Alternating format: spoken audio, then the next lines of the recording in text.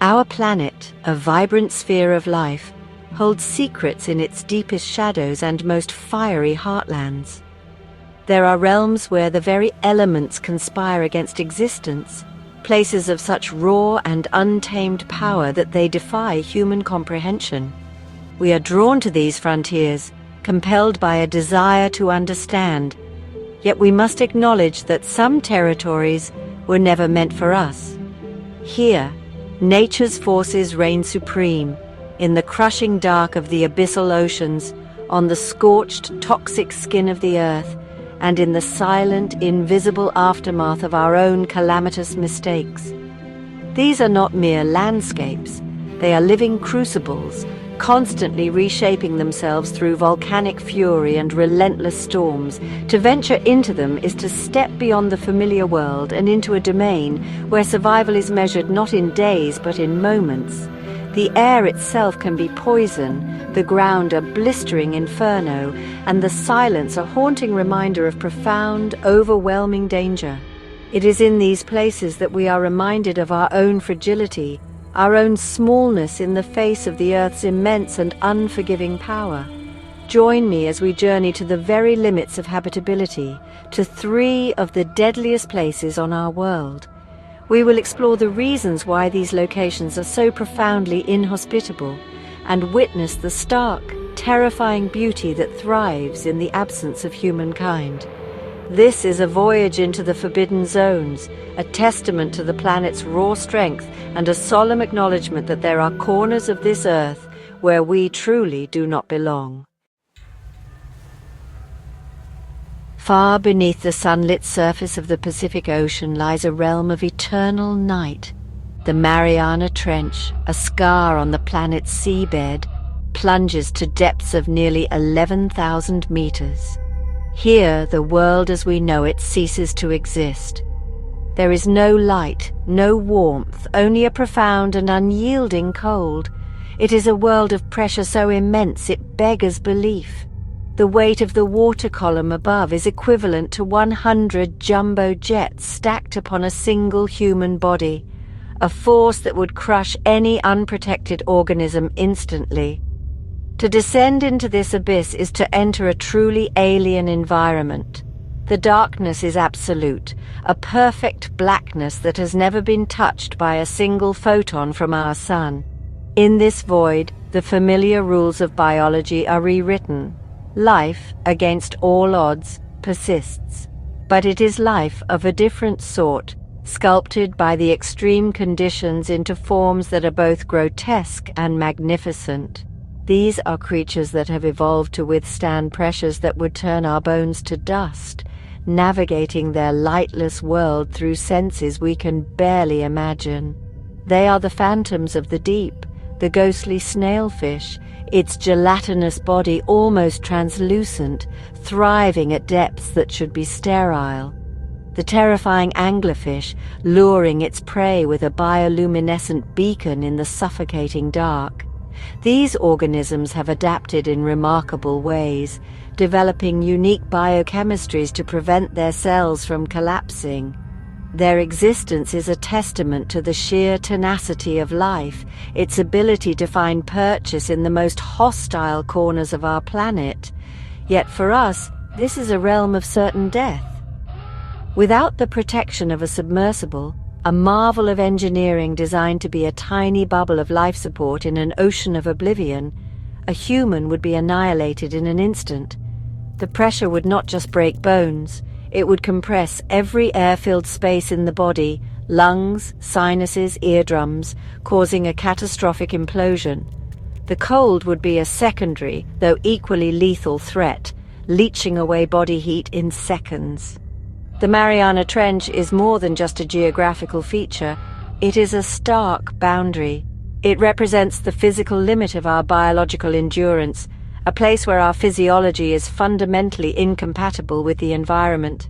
It serves as a humbling reminder that while we may be masters of the land, the deep ocean remains a kingdom unto itself, a silent, crushing darkness where we are and always will be intruders in a world not made for us.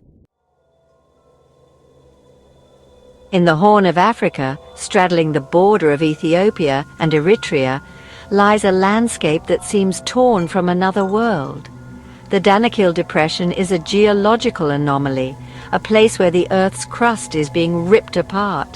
It is one of the lowest, driest and hottest places on the planet. Here the ground itself breathes fire and poison. Temperatures in the shade, if any could be found, regularly soar above 50 degrees Celsius, creating a heat that is not just uncomfortable, but actively hostile to life. This is a land of vibrant, lethal beauty. The ground is a painter's palette of acid yellows, toxic greens, and rust reds. These brilliant colors are not from flora, but from sulfur, salt, and other minerals brought to the surface by geothermal activity. Bubbling hot springs release clouds of chlorine and sulfur gas, creating an atmosphere that is corrosive and suffocating. To breathe this air is to invite chemical burns to the throat and lungs. It is a place that assaults the senses and threatens the very integrity of the body. The water here offers no salvation. The pools and lakes that dot the landscape are not oases but cauldrons of acid. Some are so saturated with salt that they are slick and oily to the touch, while others have a pH level comparable to battery acid. These hypersaline, hyperacidic ponds are death traps, capable of dissolving organic material. The ground around them is often a thin, brittle crust of salt and sulfur, hiding superheated brine beneath. A careless step could mean plunging into a boiling, acidic brew. Despite these hellish conditions, scientists have found microscopic life, extremophiles, that have adapted to survive in this chemical soup. These hardy microbes offer clues as to how life might exist on other planets with similarly harsh environments. They are a flicker of biological resilience in a place that seems designed to extinguish it. For any larger organism, however, this land is a barren wasteland, a testament to nature's most destructive and creative forces working in tandem. The Danakil Depression is a vision of a planetary primordial past, a window into what Earth might have looked like billions of years ago. It is a place where the geology is alive and violent. For humans, it is a landscape of profound danger. Dehydration, heat stroke, and chemical poisoning are constant threats. It is a powerful reminder that our planet contains places of such extreme chemistry and temperature that they are as alien and inhospitable to us as the surface of Mars. There is a danger that cannot be seen, smelled, or touched. It is the invisible legacy of our own creation, a silent poison that lingers in the soil and the air. This is the reality of the Chernobyl exclusion zone, and at its heart lies the Red Forest. Once a thriving pine forest, it now stands as a ghostly monument to the worst nuclear disaster in human history. In the days following the 1986 explosion, the trees absorbed such a massive dose of radiation that they turned a ginger brown and died, earning the forest its ominous name. Today, the zone is a place of profound and unsettling contradictions. Nature, in the absence of humans, has returned with a vengeance. Wolves, wild boar, and Przewalski's horses roam through the abandoned streets of Pripyat. Yet this thriving ecosystem is built on a foundation of poison. The danger is radiation, an unseen enemy that has permeated every aspect of this environment. It resides in the soil, the water, the plants, and in the very bodies of the animals that live here. The silence of the Red Forest is one of its most haunting qualities. The normal sounds of a forest are muted. Studies have shown that insect populations are lower, and the crucial work of decomposition has slowed dramatically. Fallen leaves and dead trees lie on the forest floor for years, their decay inhibited because the microbes and fungi that would normally break them down have been killed by the radiation. It is a forest trapped in a state of suspended animation, a place where the natural cycle of life and death has been broken. For humans, This area remains one of the most hazardous on Earth. Entering the most contaminated parts of the Red Forest without protection would mean receiving a lethal dose of radiation in a very short time.